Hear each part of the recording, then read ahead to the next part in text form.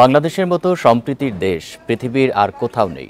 এদেশে চিকিৎসা সহ যে কোনো প্রয়োজনে হিন্দু মুসলিম সবাই একে অপরের প্রয়োজনে এগিয়ে আসে বলে জানিয়েছেন স্বাস্থ্যমন্ত্রী ডাক্তার সামন্তলাল সেন। দুপুরে রাজধানীর ঢাকেশ্বরী মন্দিরে মহানগর সার্বজনীন পূজা কমিটির দ্বিবার্ষিক সভায় এসব জানান তিনি। পরে মন্দিরটিতে আবারও সাপ্তাহিক ফ্রি ক্লিনিক ব্যবস্থা চালুর জন্য কমিটির প্রতি আহ্বান জানান স্বাস্থ্যমন্ত্রী। এ সময় বক্তারা মুক্তিযুদ্ধের চেতনায় অসাম্প্রদায়িক বাংলাদেশ গড়ার আহ্বান জানান। তারা সনাতন ধর্মাবলম্বীদের অধিকার রক্ষায় সরকারের নানা পদক্ষেপের প্রশংসা করেন।